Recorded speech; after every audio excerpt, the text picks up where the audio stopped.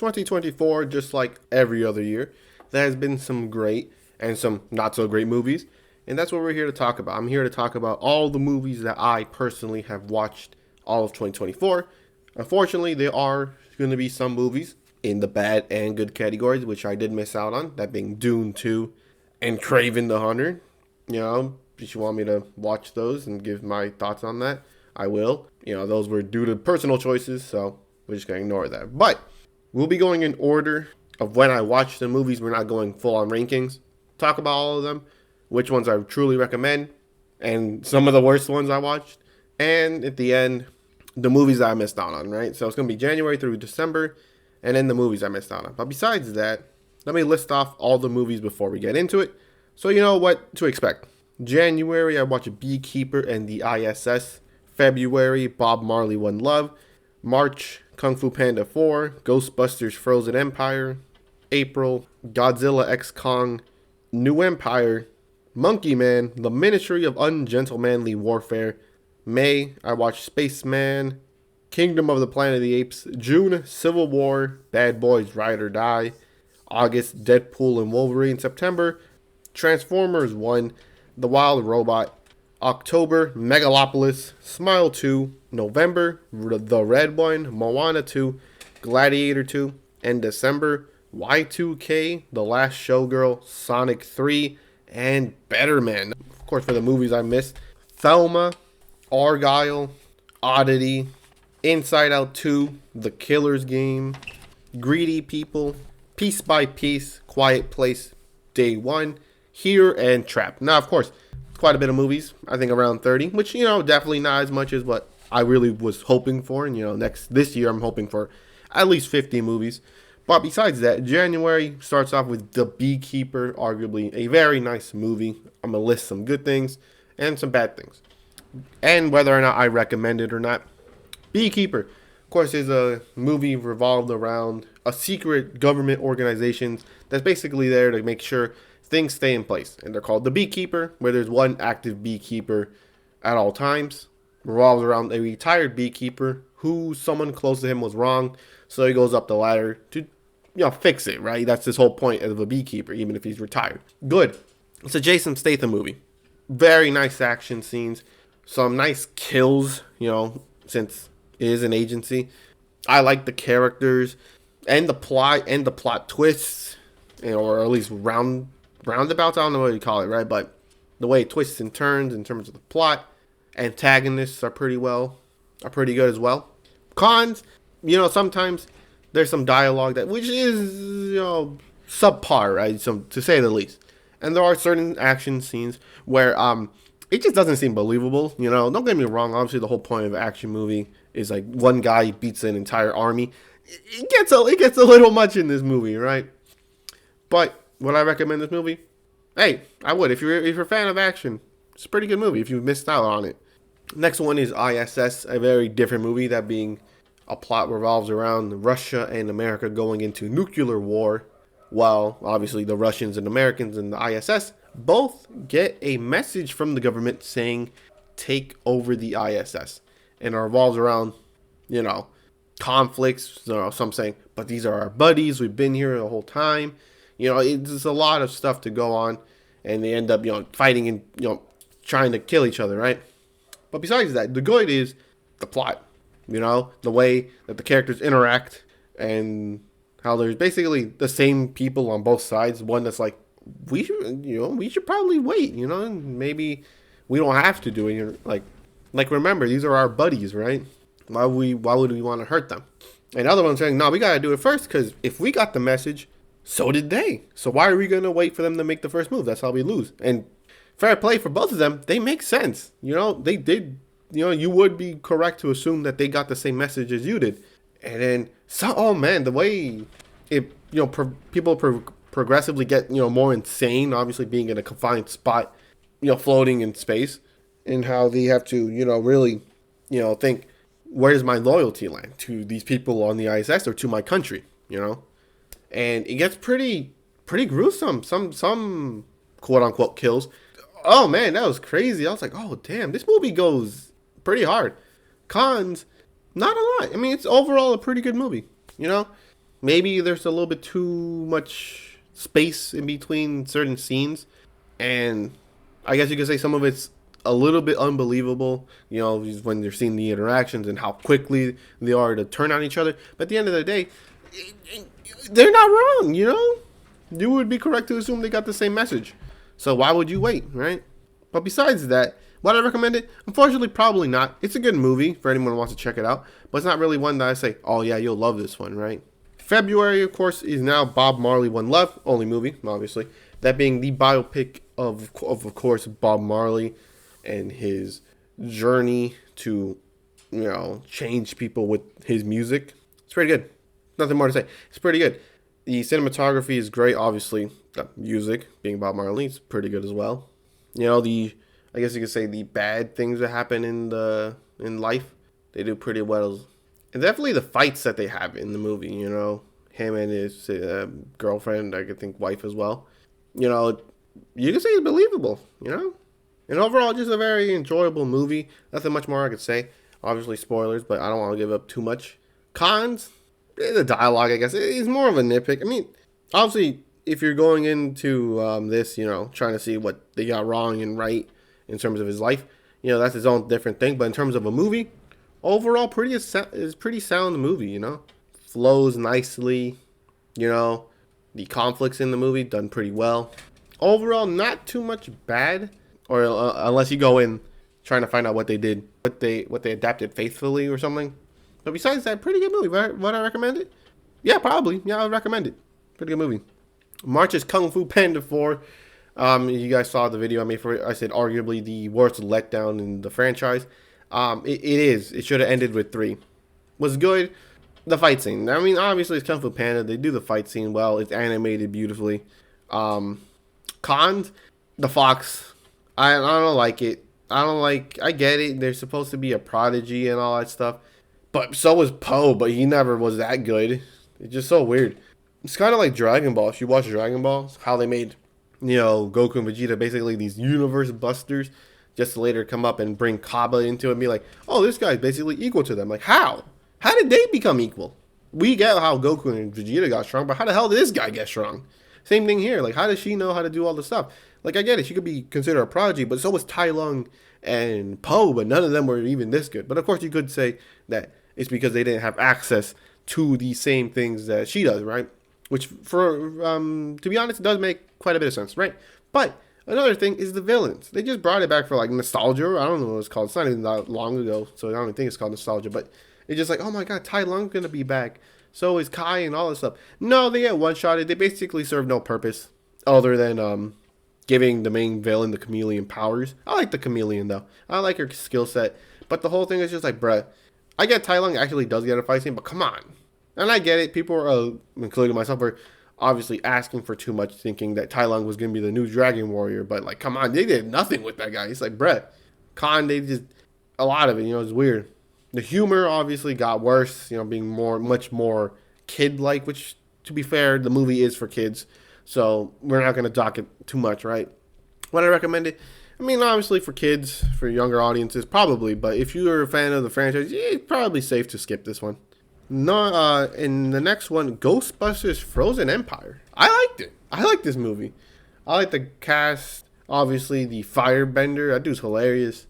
And there are some nice scenes with the ghosts and all that stuff. And the comedy, it's just pretty nice. Obviously they bring back the old cast again, which makes sense, but I feel like it was better off to kind of just leave them. They're older. You could clearly tell that they're nowhere near what they used to be, which is a little sad. But for people, fans of the series, obviously they love it. I don't like, what was it, Melody? Oh no, Phoebe's relationship with the ghost. It's so weird. Like, it's so awkward. I guess you could say that's the point, but it's a little too awkward. They didn't do too well with it. But I enjoyed it. I liked, what was it, Nadim? That dude was hilarious. I hope if they are going to continue this franchise, I hope they bring him back. I like him, right? Obviously, the relationship with, I guess you could say stepfather and Paul Rudd, obviously. He done pretty well. Pretty funny movie. Cons, like I said, there's some awkward scenes in there. I don't like the conflicts with it, because it's like, oh, I'm old enough. Bro, you're like 12 or something. I forgot how old she is in the movie. It's like, bro, you're 12. Calm down. And then the city is arguably, realistically pissed because why the hell they're shooting laser beams at a ghost that for most people is basically just not that threatening, right? And she's like, "Oh, I'm old enough." Like, no, you're not. By all definitions, no, you're not. And it just kind of got me pissed a little bit. But for the most part, I like the action, the characters. It's funny as hell. I like it. Would I recommend it? I would, but weirdly enough, Rotten Tomatoes did not like it. But then again, Rotten Tomatoes, what do they like? Am I right, guys? But besides that, April is Godzilla X Kong, A New Empire. Now, of course, if you watched my video, both videos, was I wrong to come out and say that I did not feel like this movie would do well? Yes, because the movie hasn't even come out yet, and some of you guys rightfully called me out on that. But we live and we learn, you know. Now, of course, the plot revolves around Godzilla and Kong having to work together to fight the ancient evil, that being Scar King and Shimu. Obviously, the one being controlled by Scar. I liked it. I like the actions, but it's a lot more goofier than the first one. I don't want to say it's worse than the first one, but it is kind of worse than the first one because the first one felt grand. It felt like an event. It felt like something like a must-watch movie. This one seemed more like a direct-to-DVD sequel. I don't know why. It just kind of does. The way it looks, how colorful it is. I still liked it. I like the fight scenes. Now, of course, what's bad is that all the villains that supposedly be like, oh, look at this guy. He's a huge threat. They lose like damn near instantly. Like, what was it? Tiamat or whatever the hell that dude's name is, the fish creature. Like, can absorb like radiation. Like, oh man, this is going to be a real threat. Nope, dies to Godzilla instantly. Scar King is super good. Starts getting whooped by Kong and has to call in his girlfriend or whatever. It's like, bruh. But besides that, by the way, I already forgot what I was doing. It's pros and cons. Pros, great action. I just like the way, I just like Kong. Kong was given a lot more love in this movie than I think than the last one. The last one, that dude went like 0-5 in all his fights. Dude did not win anything. And I was like, bro, I went in there as a Kong fan and I left pissed. I was like, bro, what did they do to that guy? It made me mad, right? But they gave him a lot more love. They gave him a little sidekick. They gave him a wife. You know how it is. I like it. Godzilla, obviously being the goofy guy he is. People are like, oh, he moves so weirdly. Like, Godzilla moved weirdly since forever. Like, this isn't a new thing, right? I like Scar King's design, the way he fights, very nice. Cons, probably the human characters, they're not the best this time around, or at least in any of the movies. You know how it is. The humans are usually the worst part of the movie. Unfortunately, it's probably still the case. But that's about it for the most part. I like this movie. It's very fun, enjoyable. Definitely not like the first one, but then again, you can't keep having those type of movies, right? It just doesn't feel like it. It isn't a necessity, right? But I liked it. Would I recommend it? Nah. I like it, but it's not one of those must-watch movies, I mean, it's still a good movie, And now, The Ministry of Gentlemanly Warfare, of course, is a movie that revolves around the true stories of World War II as some Brits want to go steal some intel, all that stuff, blow up a port. You know how it is. I like this movie.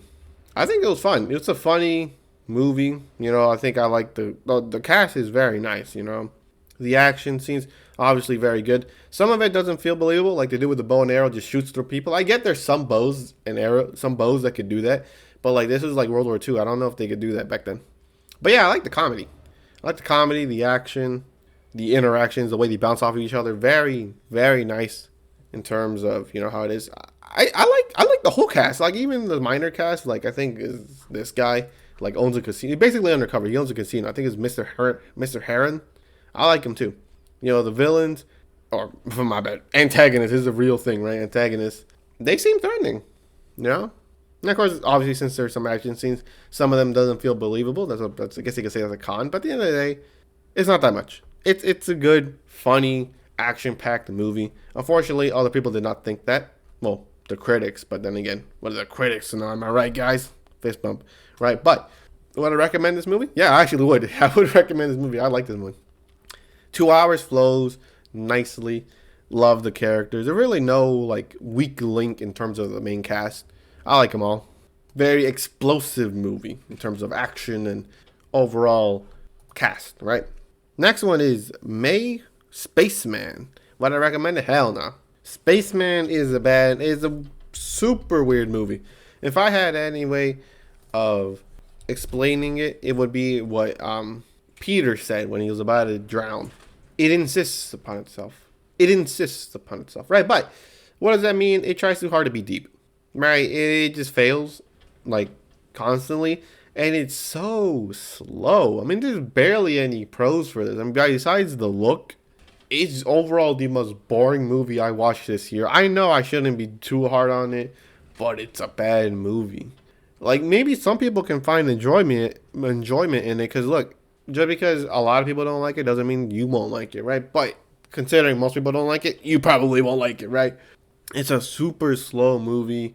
It tries to go with these deep thoughts. I mean, it kind of ramps up in like the last quarter, but it's too late. You probably already fell asleep, regretted buying a ticket, or even streaming it on Netflix, or streaming it, right? You probably already turned it off and picked something else, right? It's too slow. There's really little payoff. I would not recommend this movie. The next one is Kingdom of the Planet of the Apes. Obviously, the first movie in the new trilogy. Obviously, this movie takes place decades after the events of the last trilogy. And of course, Caesar has long been dead. They basically forgot about him. He basically became an urban legend. You know, oh, monkeys, you know, coexisted with humans, right? And they thought, it's dumb as hell. Obviously, they know English now. They know languages. And the main thing is that they end up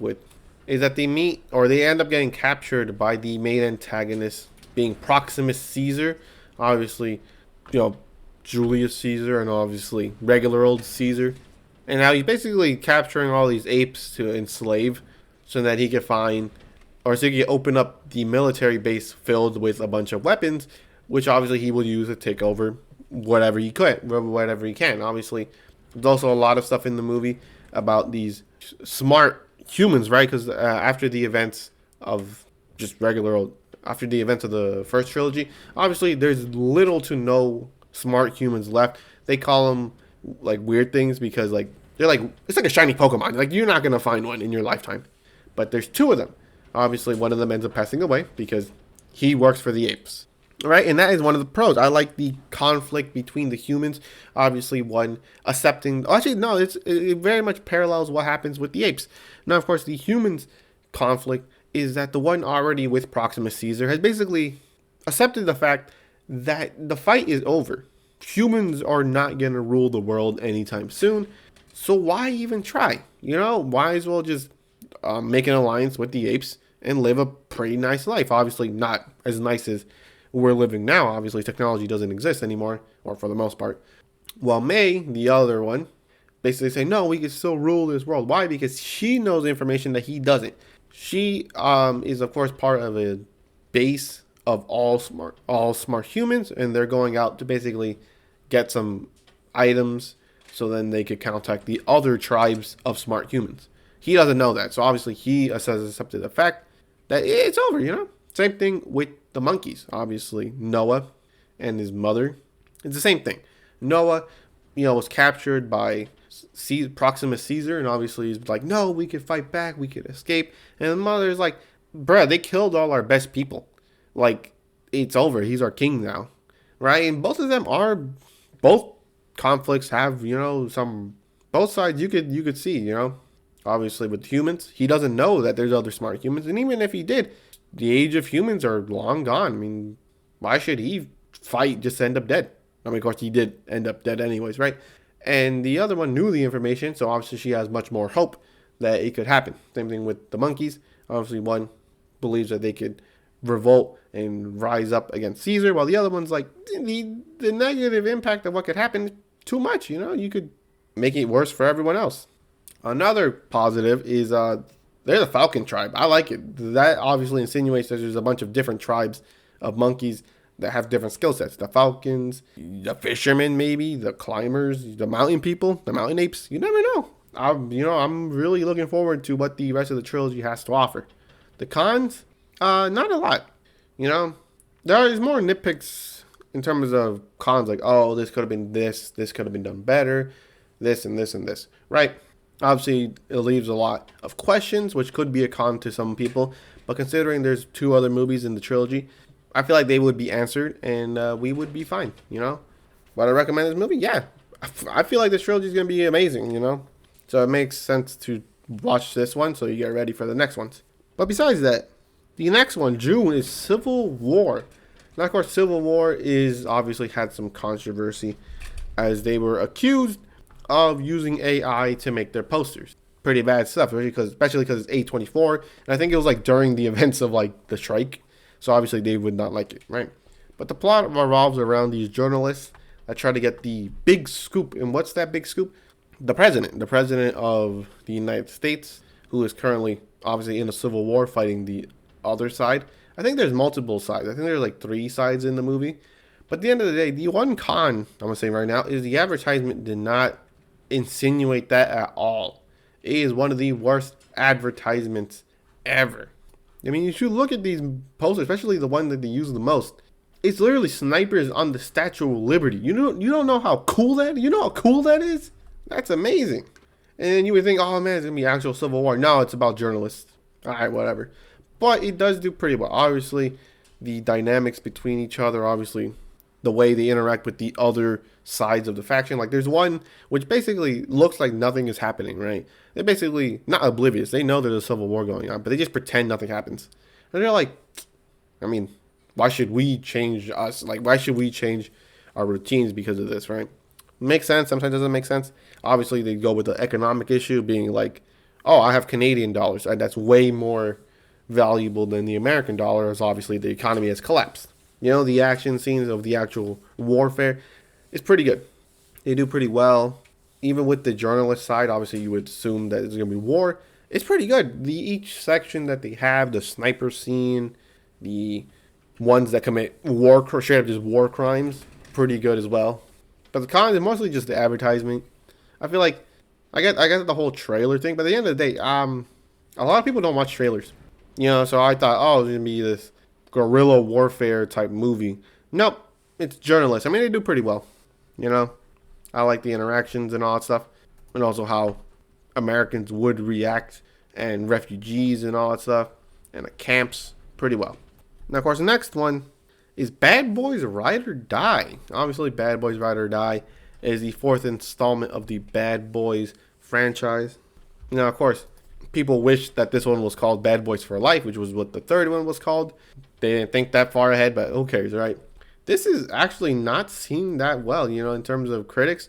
Critics didn't like it. I love this movie. I mean, most people did. I mean, literally look at the reviews by the people. This is an amazing movie.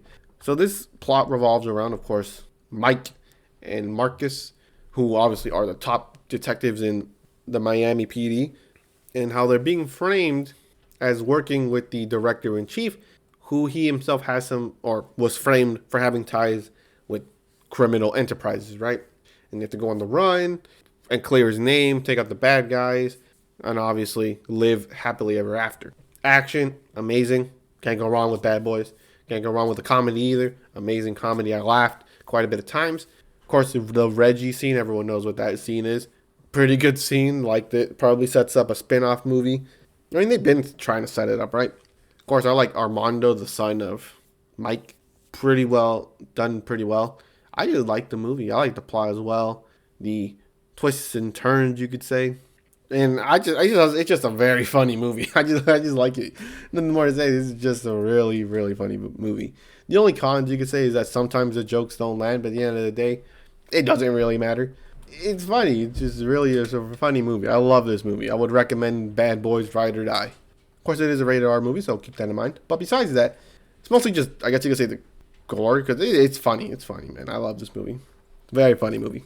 Next one was Deadpool and Wolverine. Now, of course, Deadpool and Wolverine revolves around, of course, Deadpool, and how he gets basically told that his universe is going to die because his anchor being, aka the Wolverine, passed away.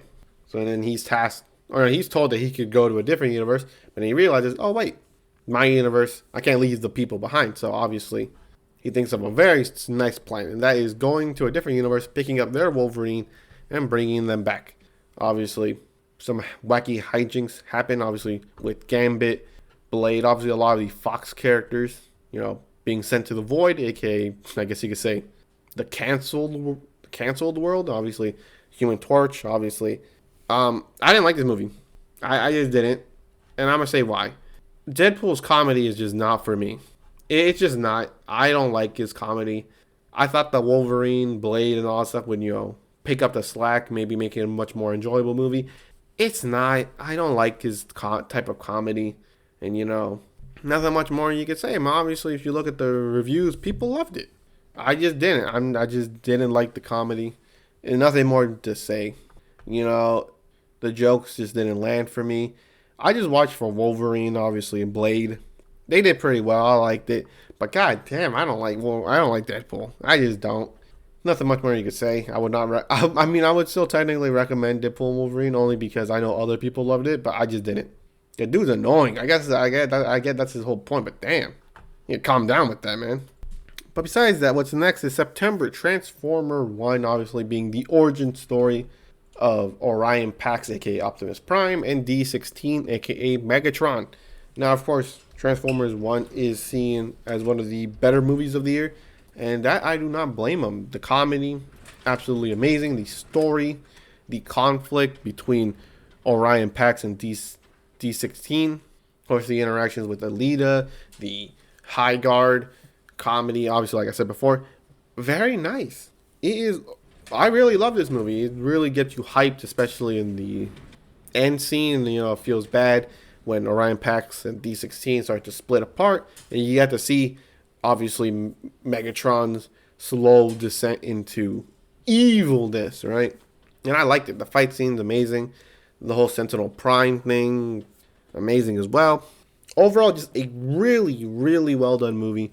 One con I would say is not a lot. Not a lot, It doesn't do a lot of stuff bad, per se. But, yeah, I just liked it. Great action, great plot, great characters, great animation as well. Looks beautiful. Unfortunately, I do believe it flopped on the box office, unfortunately. But what are you going to do, Love this thing. Hopefully it gets, like, a sequel. Does pretty well. Cons, maybe they throw in too many jokes. I don't know. I don't know. Next one is The Wild Robot, which is a bit of a shame for Transformers 1, because if you saw the videos I made, you can clearly tell that I called The Wild Robot the movie of the year after calling Transformers 1 movie of the year. And that's because this one is, I'm sorry, okay, maybe it's not movie of the year, but it's one of the best movies of the year. Which you could say, oh, you just didn't watch a lot of movies. Which, to be fair, yeah, if you got any more, recommend them. But besides that, this is an amazing movie. An amazing movie. It revolves around a robot who basically is the whole lingo or the whole phrase for it is that if you give it a task, it will complete it. And of course, it lived in the wild for a little bit, learning the language, so it could help the animals. And it was tasked with raising a duck. It was tasked with raising a duck, and that's the essential journey. First of all, the animation is absolutely beautiful. It is a very, very emotional story of, I guess you could say, a family, the fox, robot, and the duck done not even pretty well, done amazing. It's not even pretty, it's amazing. Done amazingly.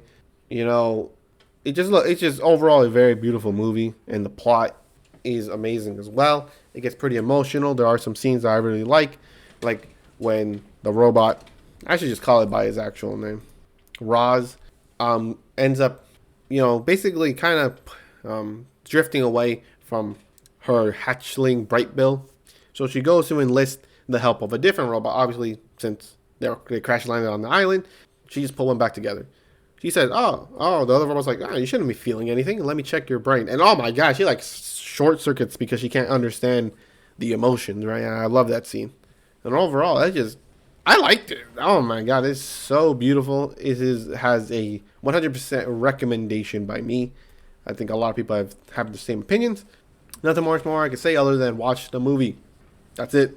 Next one is October at Megalopolis. Now this one is, oh my God, this is one of the weirdest movies. This is the most confusing movie ever. So of course the main plot revolves around Adam Driver's character, who discovers this living metal that can contain memories, and he tries to build his dream city with it. But then the actual mayor of the city, Cicero, doesn't like him. He doesn't like him, right? He's weird. I mean, he is weird actually, and he wants to build it in his way, right? But cons, this movie does not know what it is. if you watch, like I said in the review, if you watch one quarter and then you skip like 30 minutes, it's gonna be a completely different movie. You're gonna be like, what the hell am I watching? And yeah, that's the thing. Oh my god, dude, it's so confusing, man. I don't know what I was watching. I only stayed watching because I paid for the ticket. I was like, what the hell am I watching? Oh my god, it's so confusing. You know, even the whole love story between Adam Driver and like the mayor's daughter, it's, oh my god, you don't even believe it, right? So weird. And it's so, I don't know, there's nothing more to say, it's just very confusing. You can't even follow the plot. You're like, bro, what the hell's going on? I don't even know what's going on. Help me. Right? But the one thing, the pros, I have to give some pros. Shia LaBeouf is amazing in this movie. I like him. He's like two completely different characters, like in different halves, which is, I guess, is all right. Because I didn't even know Shia LaBeouf until the second half. I was like, oh, it's Shia LaBeouf. And I like his grandpa as well. He does hilarious. But they can't save it. They couldn't save it, man. It's so weird, man. Like, it's a Rome setting, but it's also not Rome. It's like New York or whatever. I don't know, man. It's so confusing. It's like they started the movie, completed the first quarter of the movie, forgot about it, came back in like 10 years, and then tried to complete it. It's like completely different movies. I would not give my seal of approval on this. October is one of the most interesting movies of the list. That being Smile 2. If you watch my review, you know what I have to think. Smile 2 is one of the most engaging movies of the year. What's weird is that people like Smile 1 better than Smile 2, which is weird because I love Smile 2. I absolutely loved it. Now, the plot revolves around, obviously, a pop star being Sky Riley, who ends up getting infected with the Smile Demon, who has to deal with it throughout the entirety of the movie, where she somewhat gets a glimmer of hope by the character of Morris, basically saying the only way to kill the demon is to essentially kill yourself. But since he was essentially a doctor, he could do it in a way that she dies, the demon's gone, she resuscitates, you know? And oh my god, the cons, I know the pros. Dude, it is such a confusing movie in a good way. So obviously you know what Smile is all about. It basically challenges your perception of reality. You don't know what's actually happening. The characters obviously don't know either. And dude, it is so nice. I mean, obviously the plot twist you could say is a little bit cliche, but who cares? Oh dude, it's such a good movie. And I'm gonna tell you this right now. Another pro, it is scary as hell. I've watched some horror movies in the past, and I left relatively unscathed in terms of being scared. This one messed me up, man. I don't know what to tell you, man. This one messed me up. So I was out of the theater, right, just waiting, chilling, and I just remembered I have this weird feeling. And what was that feeling? I was still scared. I was literally still scared after the movie in broad daylight. I didn't watch this in the night because I knew what was gonna happen. Actually, I didn't, right? But you never know. And oh my god, dude, I was scared. And not only that, oh man, I knew I messed up. So the first part of the movie, obviously, I guess you could say, is a dude dealing with the Smile Demon, and he tries to pass it off to someone by unaliving them. And then the cold open ends, and they play this melody, and that made me uneasy. Oh my god, dude! The second that happened, like, oh man, what did I just sign up for? Oh, dude, I was thinking about leaving the theater. I was like, no, I don't want to deal with this. I don't want to deal with this at all. And then at the end of the movie, I walked out of the theater. Oh my god, dude! I thought I was infected with the Smile Demon, bro. I walked out and I saw some dude smiling. Oh my god, I jumped for a little bit. Like, oh my god, dude, I was scared. And I'm gonna tell you this right now. For a whole week, I am not kidding. For a whole week, I was literally looking just randomly, you know, and I would see in my peripheral vision. You wouldn't guess it. You would guess it, right? There was a dude smiling. I was like, oh my god, dude, I was done. I was like, oh man, I gotta go to church or something, bro. I'm done. Right? Oh my god, dude, that scared the hell out of me, dude. And it left me like that for a whole week. I'm not even kidding. You may think, oh, this dude's a scaredy cat. Probably, but I watched some other horror movies, and it wasn't like that. It wasn't even close. But this one messed me up, dude. This one messed me up. And then not only that, the night when I watched the movie, I did not want to go to sleep. I didn't want to go to sleep because I thought I was going to get a nightmare. oh my God. I had Percy nod myself, and then I was good. But I was like, dude, I do not want to go to bed. I was scared as shit. Oh my God. I didn't want to go to the bathroom at night. I became a kid again. I was like, I didn't want to go to the bathroom. I didn't want to go to the bathroom at night, to wash up. And I was like, oh man, I'm gonna get caught, bro. I'm gonna get. Oh man, it's over. I'm done. I'm infected, bro. Oh my god. The one con of this movie is it has no rewatchability for me because I do not want to go through it again, bro. Oh my god, that thing's so scary. And not only that, I messed myself up even more because I watched that in goddamn IMAX Dolby surround sound 4D chairs. I was like, bro, oh my god, dude. Oh man, I messed myself up. Oh, I screwed myself with that. Why didn't I just watch it in regular old vision, man? I gotta watch it in Dolby Vision. Come on. But yeah, oh my, this gets a seal of approval only because I want you guys to go through what I went through. It's such a good movie. It's such a good movie. You have to watch it. All right. Besides that, the other pros, I like her relationship with her mother and her friends. I like it. I just like the way it questions, makes you question what's real and what's not, right? Oh man, it's done really well. I'm not kidding, bro. I love this movie. I'm not watching it again though. November. Now is The Red One, which is a very weird movie because I told my friend it's a good movie. He watched it on streaming. He said it wasn't. Right? But anyways, like I said, I like this movie. Red One obviously is a movie starring The Rock and Chris Evans and J.K. Simmons as Santa Claus, aka J.K. Simmons, gets kidnapped by the witch of, I think the Witch of Winter, I think her name is, and how she wants to use his magic to replicate Krampus's snow globes to punish the naughty people. Now, of course, her version of naughty is just straight up everyone, right? And people didn't like it. People didn't like it, but of course, Rotten Tomatoes, the people had a 90%. I wouldn't give it that much, but it's a pretty good movie. Very action packed, very funny. Or I found a lot of it funny to some degree. Now, of course, I would get why I didn't rate it as much because some of the cons. Man, most of the characters are not that good in terms of their dialogue. Even J.K. Simmons, I have to say, J.K. Simmons, The Rock, Zoe, or the director, they're a little bit flat, to be honest. Though with their dialogue is a little bit flat. Chris Evans and like some other dude, they pick up the slack for the most part. But yeah, no, they're flat for the most part. But I like the other characters, like Krampus and his appearance and all that stuff. I love it. I love his design. I assume it's practical effects and stuff. I loved it. There are some nice comedy bits.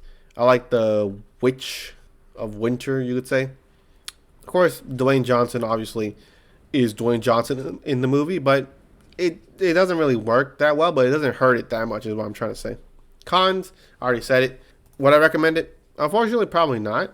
I like the movie, but I can see why people don't. So, unfortunately, no.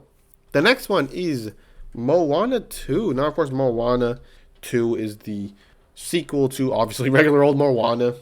And it revolves around how her tribe on her island, they can't see new people because the evil god sunk the island that brought the tribes together.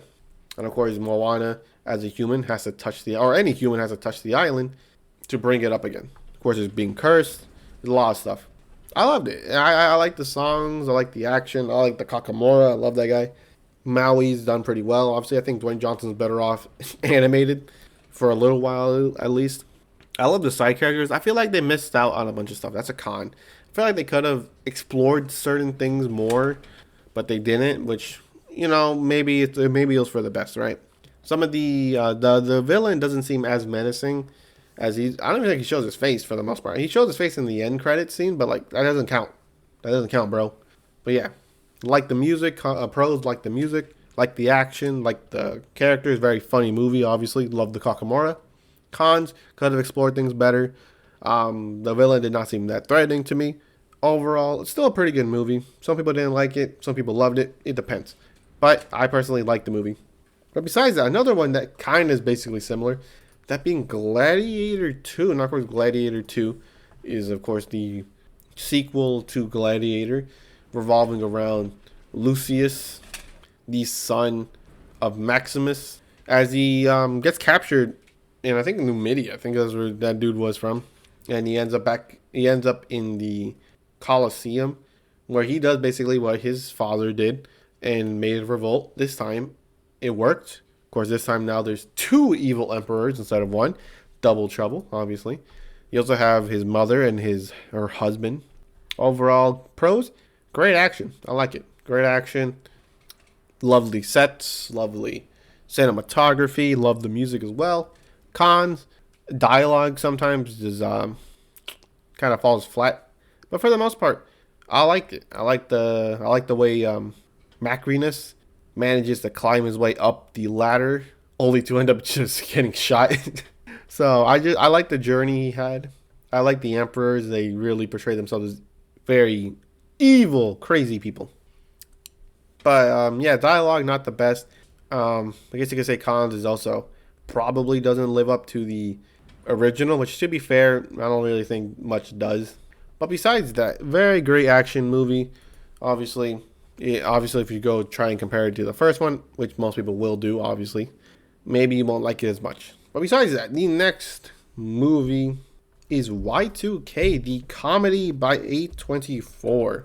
Now, of course, Y2K revolves around the main characters Eli and Laura and Danny on their little encounter with the Y2K apocalypse, obviously. That being what turns the machines on and to enslave humanity.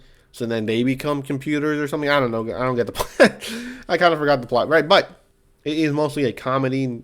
But they do pros. It's funny. I like it. It's pretty funny. Loved it. I like the robot designs, at least the practical ones.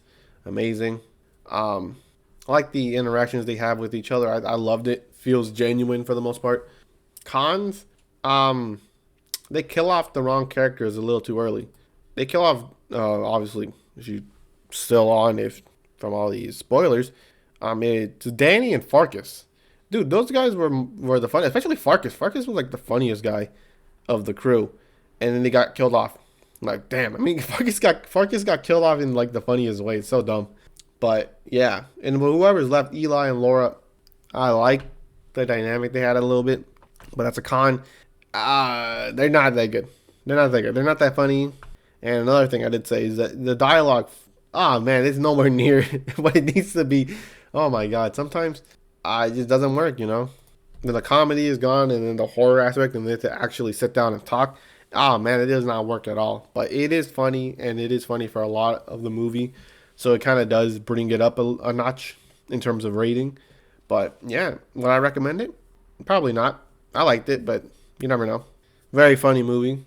And of course, the next one is The Last Showgirl. Of course, is a movie revolving around a former booby actress, Shelley, who has to come to grip with the fact that the show that she's working on is ending. That's right, ending. And she has to come with the fact that she has to go get a regular job because she's older. You know, obviously, people aren't going to hire a booby actress that's old, right? And that's the essential plot. Now, of course, The Last Showgirl. People liked it for the most part. And I could see why. Now, unfortunately, since this is a more recent movie, I did not. All right, so pros. I like the interactions with Shelley and her friends Annette, Jody, and Marina. Or Marine, I guess you could say. And her daughter, for the most part. That's a good thing.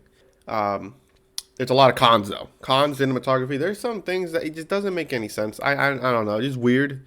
I get it. It probably helps with the story for the most part, but I just don't get it. You know, it's more confusing than anything, which you could say, oh, that was the point of it. Fair enough, but I didn't see it that way, right? Another con. They're doing a pretty bad job of trying to make sure if you're cheering or not for Shelley, you know, the main character. You know, because it tries to portray her as a good person that has had her faults. No. And then later on, they keep throwing bombshells saying that she's a horrible mother. Why should I root for her? Why should I care that she's going through this? Why should I? You know, turns out that she left her daughter in the car for late night shows with a Game Boy. That basically not a good thing to do as a mother. Right? She was obsessed with this show, right? It's the only thing that makes her, as she says, makes her feel pretty. Which, to be fair, I guess it's nice. But at the same time, you have a daughter. And then Dave Bautista, which is another con. He's not that good.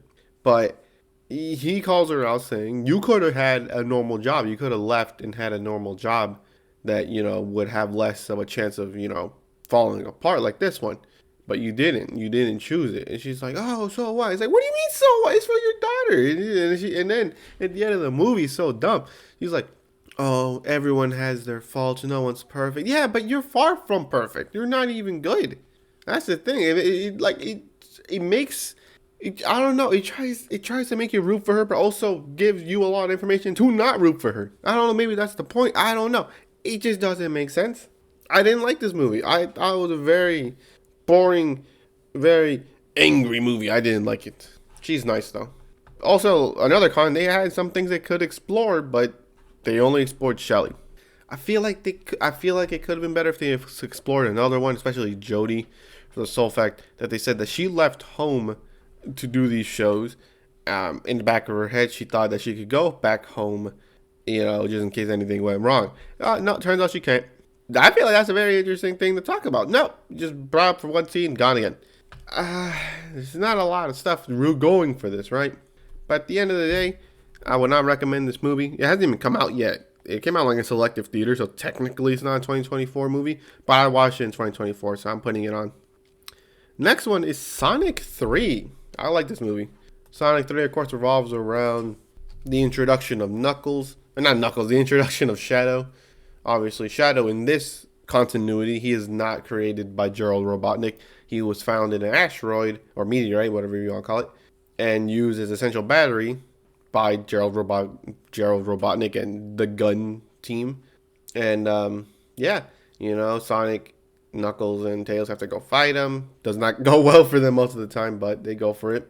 Of course, Dr. Ivo Robotnik and Gerald Robotnik's story, as they're trying to, or at least Ivo Robotnik trying to reconnect with with his grandfather. Very funny, like I said, a pro, Jim Carrey ×2. Very nice. Another pro, I like the action. Another pro, I like the comedy. I like it. It's very funny. I like the music as well. I like the storyline. The essential plot and the essential thing with Shadow and Sonic is they're basically the same person, but both went bad paths. But they just straight up say it. They straight up say it in the movie, which kind of brings it down a little bit. But basically saying this is someone like you, but went down a different path. And of course, Sonic, although was living on his own, he ended up finding a loving family where he was basically was basically able to be, a kid, right, for the most part. Shadow, unfortunately, was not, as he was used for a weapon. And the little time that he did get with Maria ended in tragedy, where he was locked up for 20 years, reliving those moments. So obviously, very different. Now, of course, Shadow, another pro, Shadow and Redemption arc, another pro. I like Agent Stone. Again, very nice. Hopefully they keep him around after the Ivo Robotnik era is gone. Hopefully either he turns good or he becomes a main villain. I do not care. I want more of him. Another pro.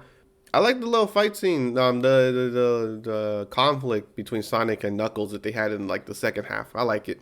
Cons, they get annoying sometimes. That's right. Sonic and Knuckles get a little bit annoying. They're like, "Let's do this." No, you can't do this. I'm gonna do it anyway. Say, Brad, listen to them. They just told you can't do it. And probably another con.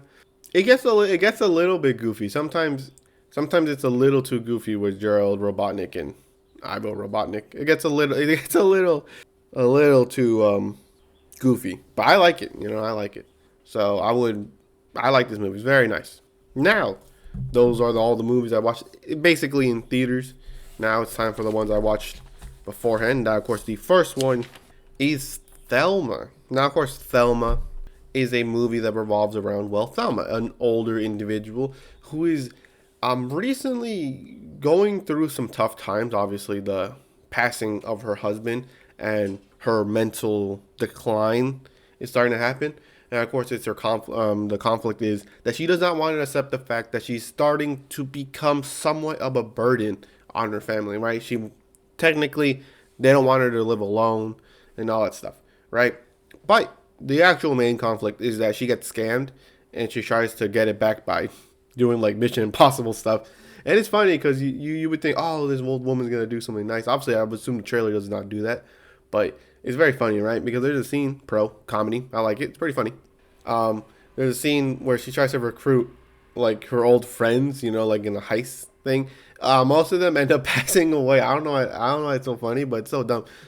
She's calling them all super epic and all stuff. Like, hello, is this person here? Oh, I'm sorry to hear that.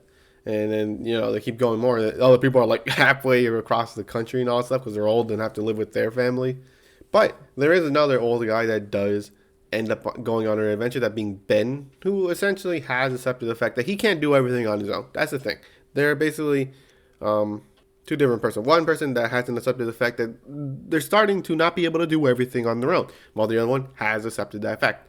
And of course, you also have the family, being Alan. I do think of Danny and Gail, right? I like their little dynamic, especially with the grandma and the grandson. Although one con is that the grandson is, oh my, he's too pathetic sometimes. He's just like, I'm useless all the time. It's like, bruh, all right, calm down. All right, calm a little bit, right? But it does make sense because she technically does end up going missing, mostly because she just doesn't tell them where she's going. Obviously, because he says, "Oh, I'm gonna go take back the money." Who the hell's gonna let their grandma do that, right? It's also very emotional, especially after the conflict Thelma and Ben have, and she has to finally come to grips with the fact that she's getting up there, especially because there's this one other character, Mona, right? And that's a very good character for the most part because it shows a little. I guess you could say, shows a little bit, right? Because Mona lives on her own, but she has a bunch of cockroaches. She has a cockroach problem for the most part, and they ask her, "Why don't you do anything about it?" He says, "Oh, it's just not worth it anymore because he's older now. I'm too old. Why should I even do it?" Right? But in the end of the movie, Thelma is now living with her family. She's a cockroach, and you think, "Oh, she's gonna let it go because now she's accepted the fact that she's older." Nope. Smushes the cockroach, showing that there's still a little bit of spunk left in Thelma. I like that. Very nice. Comedy, somewhat slow paced. Sometimes a comedy, too and far in between. And yeah, that's sometimes weird, but for the most part, it's not that bad of a movie. It's pretty good. I guess you could say you expected something, you got something else, you enjoyed it, right? Next movie, of course, is another somewhat action movie, that being Argylle.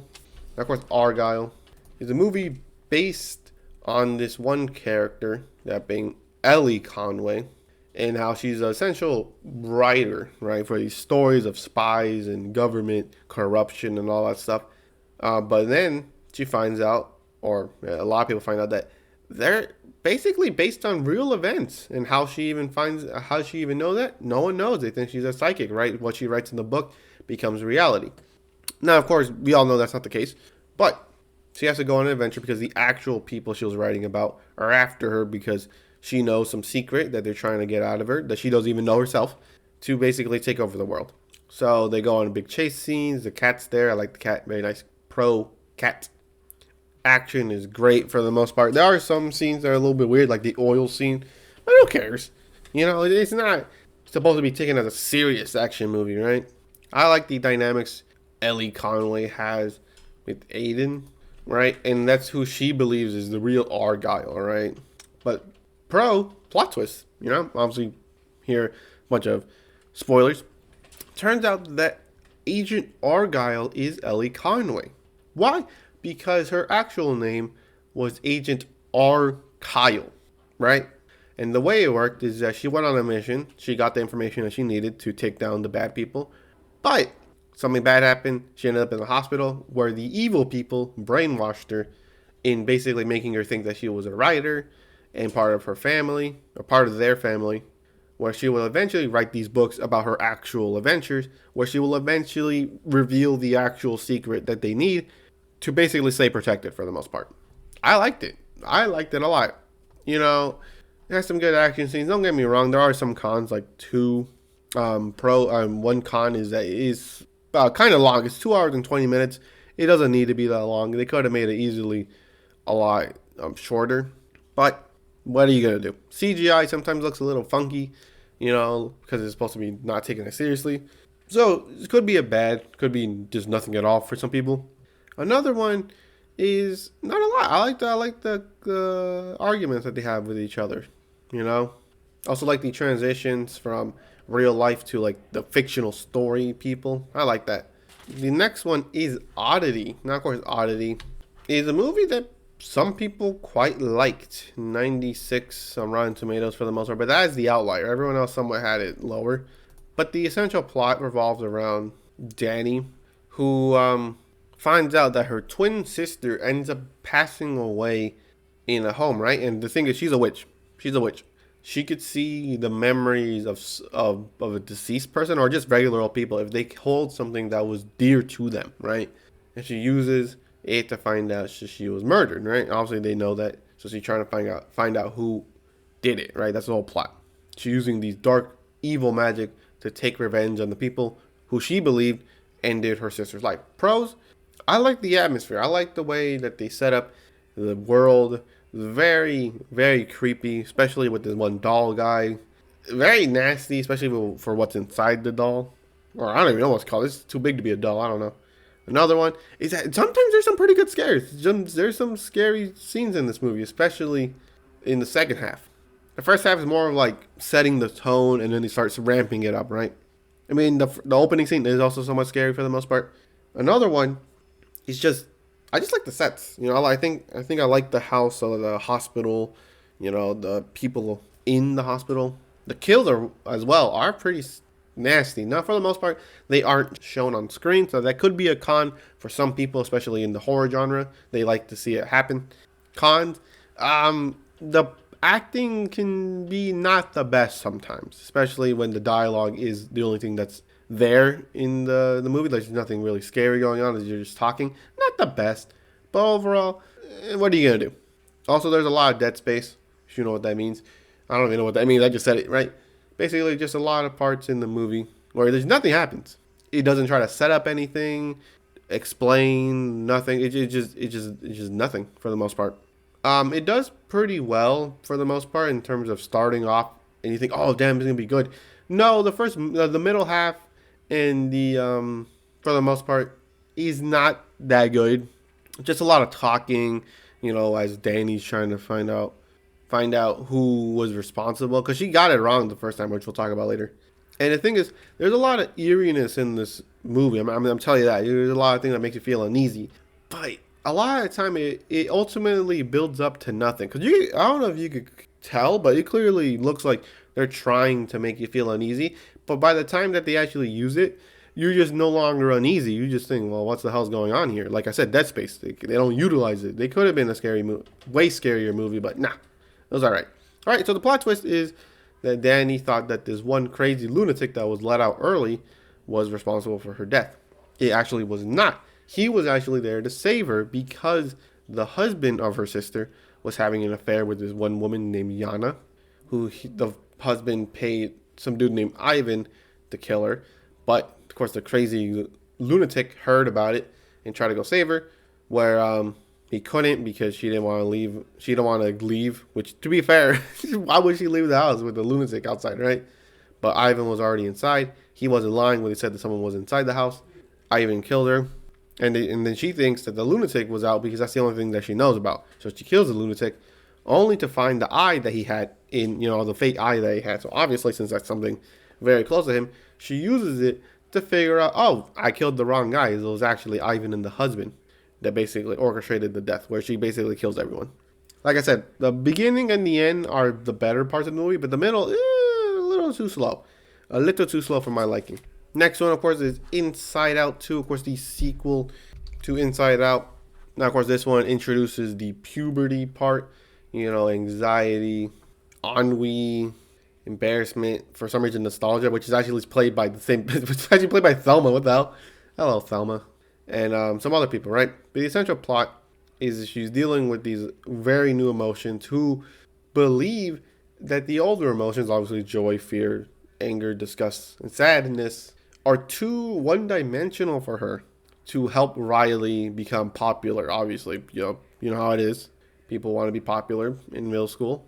So they try to take over. They basically oust the old emotions. They have to try to find their way back in. And it causes a lot of problems because anxiety is the one controlling it with no other emotions helping. And as we later know, and then, yeah, that's basically the plot. Now, of course, the pros are an amazing story. I loved it. You know, dealing with anxiety, learning that at the end of the day, even though you don't like these bad memories which you try to throw away, they are ultimately what do make you up, you know? They are what helped mold you, even if you didn't like it. And I liked it, right? Because the first movie was about how every emotion was important. You didn't always need to be happy and all that stuff. You needed some sadness in your life for the most part, you know, to be able to express it. Basically, yeah, every emotion is special. And this one is the same thing, but with memories, right? They send the bad memories to the back of her head, where they'll soon be forgotten. Well, obviously, they realize, oh no, we need those. It's also pretty funny for the most part. I like the interactions that they have with the other people, especially the Dreamland guys. Or, yeah, the Dreamland guys. Love the characters. Very nice story. Very beautifully animated. Obviously, pros. Cons, it is a middle school story, so a little bit cringe sometimes, but we have all dealt with cringe, have we not? Other emotions do not get a lot of time.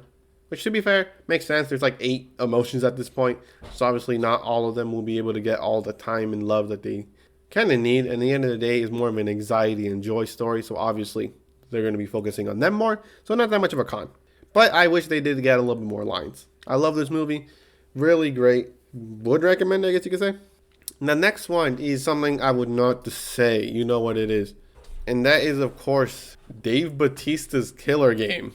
If you've seen my review, you know I don't like this movie. So the plot revolves around Joe Flood, this mercenary for hire, the best in the business, who finds out that he's terminally ill, right after finding basically the love of his life, and he's gonna die anyways. He's gonna leave her, but he does have an insurance on himself, life insurance, but it does not cover self. You know what I mean, right? So the way he goes around that is by hiring other hitmen, or ask someone that really hates him. Was it Mariana? To place a hit on him, because if he dies that way, then they get insurance money, and she has to live happily ever after. Obviously, he later finds out that he's not sick, and now he has to fight off these hitmen who now are going after his girlfriend as well. So obviously, he has to fight them off, right? It is pretty funny for the most part. Unfortunately, one con, the major con, Dave Bautista. He's unfortunately the worst part of the movie, for me anyways. I like the other pros. Other mercenaries are pretty funny. Come on. You have Drew McIntyre, Terry Crews. Very nice. Botas, obviously, is very nice himself. They're all pretty great and funny because they're goofy, right? They all have this one little thing that you can recognize them for, right? Botas is a Spaniard who fights with his boots, obviously. And also, he also listens to music, so that's always nice. Another con is kind of the plot. Because Dave Bautista basically tells the person he was essentially working for, this guy, hey man, you mind putting a hit on me because I'm terminally ill and I want to get my girlfriend insurance money. He's like, are you sure you're, terminally ill? You don't want to check with other doctors? And he said, no. What? This whole movie would have been avoided if you would have just listened to him saying, now let's just go to other doctors. He's like, nope, I went to one doctor. That's more than enough for me. He's like, bro, get out of here. He's offering to pay for your Medicare. Come on, man. Who wouldn't take up that offer? But besides that, other pro, I like the fight scenes. Obviously, it's an action movie. I loved it. Sometimes a little too grotesque, especially with Drew McIntyre's character with his brother. It's a little weird. But for the most part, you could ignore it. I like the other guys. I like all the other mercenaries. They're unfortunately a lot better and more interesting than Dave Bautista. All of them have something that's unique to them. Dave Bautista is just a plain old vanilla mercenary, which is a bit unfortunate because the other ones are, obviously not vanilla. And you're like, man, we could have had something great. But besides that, the next one, which is a very surprising one, is Greedy People. Now, of course, Greedy People revolves around Will, Shelley, and Terry, who end up finding a bunch of cash in this one rich person's house, which is very important because that rich person, Shelley killed her. It was due to an accident, right? But she ended up passing away, and they end up trying to clean up the crime scene where they find the money. And of course, they decided to hide it and wait for it to blow over.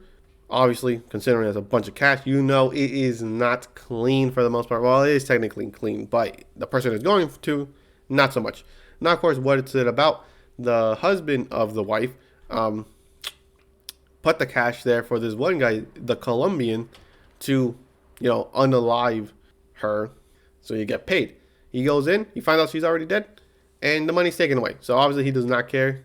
He just wants the money back. So now the guy that paid for it, the fisherman guy, who's already broke himself, who he himself is also was cheating on her with this one woman, Deborah. So obviously now he's in some deep doo-doo. And then the wife of Shelley, because Shelley decided to tell her about the money, which is weird because the whole thing was that they weren't going to tell them. Is scared for her life, obviously. So she decides to hire the Irishman, which is there's two mercenaries on the island, that being the Colombian and the Irishman, who basically both made a pact that said, all right, this side is mine, that side is yours. Let's not do anything about it, right? Because she believes Terry is evil and a psychopath, which she was not wrong about. So she hires the Irishman, and all hell breaks loose on the island as there's like 5 different factions that try to kill each other. Well, some of them are just, unfortunately, just casualties of war, as some people would say. But other people are all like, oh my god, it gets crazy, like really crazy. Of course, the whole point is greedy people. You know, should have just took the split, but whatever. But besides that, I like it. It's very funny. Obviously, it's comedy crime. It's very funny for the most part. I like it. There's some good jokes in there. You know, especially when the second half kicks in and it starts getting a lot darker, like really quickly, because Terry starts to suspect that Paige is onto him. So he straight up just ends their dog. Like, what? I like the Irishman and his little philosophy that he has. I'm not going to talk about it. You might as well watch the movie for yourself. And no, it is not because I already forgot about it, but I liked it. I like the climax. Oh man, when everything starts falling into place, it's pretty good. Unfortunately, it is somewhat of a slow burn, as some people would say, but I do believe the comedy does more than enough to keep you entertained until that second half. The ending is great too, as unfortunately, there are no winners in this movie. Some people would know what I'm talking about. But yeah, there are no winners in this movie. Now, of course, the next one is Piece by Piece, the biopic of Pharrell Williams, depicting his life, his early life, and his early days as a musician, or beat maker, as some people would say. One thing is that it's a very funny movie. I liked it. It's comedies, Pharrell Williams, you like it.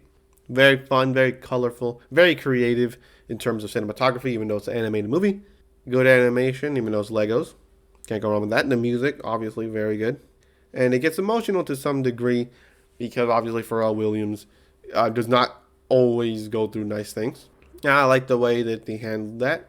The cons, I guess you could just say that some people might not like the animation. You know, just some people's not people's cup of tea. You know what I'm saying? But besides that, not much wrong with Piece by Piece. Very nice, very colorful, very creative, funny as well. Next one is Quiet Place Day 1. This one, not so much the cons. Very slow, right? Another con is that I don't really like the main character. Especially for like the first 3/4 of the movie. Samara, don't really like her. I don't really like what this movie kind of indicates on the other people. Especially because, you know, it's basically, these people already knew the weakness of the monsters, but they still fell. You're like, what? Whatever, you know? I like the action and also like the character dynamics, especially with Eric and Samara, especially in the last quarter of the movie. But another bad part is there's not a lot at stake, right? You know, you have your main characters and they're there. You don't really believe that they're gonna get got, for the most part, anyways. Especially because literally anyone else that's introduced, they get got like instantly. But the second these two get along, nothing bad happens for the most part. Just like bruh. All right, so there's really no stakes. Okay, I won't say there's really no stakes, right? But one pro is that they do manage to wrap it all up in a nice little bow with Samara's story and why she wants to go to the pizza shop, which is another con. She gets annoying sometimes. She's very rude. But the whole point is that she wanted to go to a pizza shop because she knew that today would be essentially her final day. Whether she escaped or not, it did not matter. She was basically done. So she wanted to go to the pizza shop where she remembers her father fondly as her final day. Very nice, very lovely scene. I liked it. Very much a pro. But besides that, the next one is Here. Here is the movie where the camera does not move at all, showing one spot on Earth and its story between families. One pro, it's a very sentimental, very emotional movie showing that at the end of the day, we really are not that different from people 500 years ago to people now. We've done a lot of similar things. Now, of course, one of the cons is that there's too many stories. I feel like it kind of takes away from the main story, that being Tom Hanks' family. I feel like if they could have cut off a couple stories or extended the runtime, and I think it would have been a phenomenal movie because you see what they're doing. You see there's a lot of good elements in here. Another good element, just overall, it just seems like the fights seem realistic. You know, the wife of Tom Hanks, obviously because they did the same. I don't want to say mistake, right? But they did the same thing that Tom Hanks' father did. Now, of course, Al Young got his wife pregnant, which obviously, at a young age, he had a give up a lot of hobbies and a lot of stuff that he wanted to do to take care of his family. Of course, at the end of the day, you could clearly tell that he doesn't resent his family, but he's not the happiest guy on earth, right? Same thing happens with Tom Hanks. He ends up getting his girlfriend pregnant when they get married, and the same thing happens, but this time with the wife. Tom Hanks is fine. He thinks, oh, we're nice and secure. Why should we change? He says, well, because I never got to be myself. I was always staying in this one house. We never moved. I want change, right? And then that's the conflict, right? For the most part. So that's a very much pro. You can feel it. You could feel it. Another pro is, although there's too many stories, they're all likable to some degree. I mean, there's some that you could clearly cut off. It's like gristle. You just cut it off, right? No one would care. But they're still somewhat entertaining for the most part. And yeah, that's about it. Like this movie, too much element into it, which overall watered down the main ones. But overall, still a very good emotional movie that could have been great. But besides that, the next one is, or the last one, is Trap. Trap revolves around this one guy called the Butcher, Cooper, and his daughter, Riley, when they're going to this Lady Raven concert because why not, right? Why not, right? She wants to spend more time with her daughter, right?